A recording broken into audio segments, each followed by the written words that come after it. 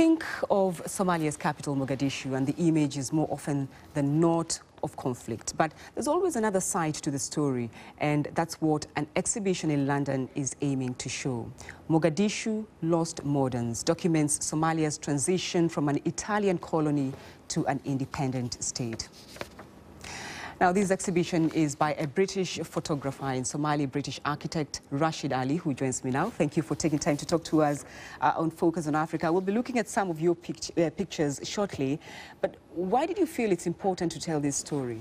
Well, Mogadishu, in a way, it's really misrepresented in the mass media in the most extreme way. Much of it is focused on the violence related to the civil war. Much of it is true. But it's also a city with an incredibly long, rich history. It has cultural and economic ties to other parts of the world, particularly the Arabian Peninsula, South Asia and so on.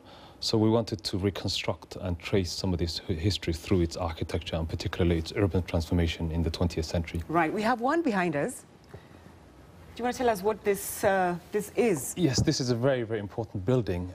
It's actually the Italian governor's residence that was built in the early 1930s. It's a modernist building of an Art Deco style, and it's pretty much built in the same time that a lot of the Art Deco buildings were being built across Europe, and later became Villa Somalia. So it's actually the seat of the government of Somalia. It's an important place. Right. If we can move on to the next photo, because I'm just wondering whether all the traces of the history, the Italians, the Arabic architecture style, has been wiped out.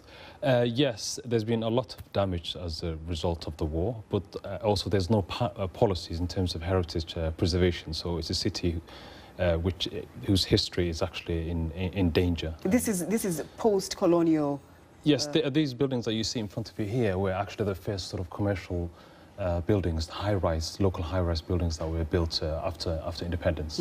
But some people would argue that Somalia was trying to assert its new identity by changing, by moving on from the colonial period and...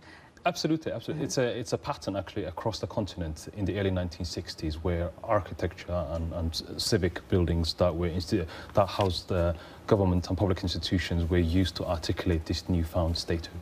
So, I notice in your collection, as if we can move on to the rest of the photos as we continue speaking, that there are no pictures of the destruction that is Mogadishu today, the buildings that we constantly see. Yes, I mean, I think that's essentially, if you Google Mogadishu now, that's all you will see. It's all the negative aspects of it. And even during this violence, there was a degree of vitality in the city, and we wanted to record and archive what remains of very important buildings to the history of Somalia, and Mogadishu in particular. So what do you want to tell with this story? Well, I think, first and foremost, we want to say this city has a long history, and to be able to see how it could inform its future development. All right.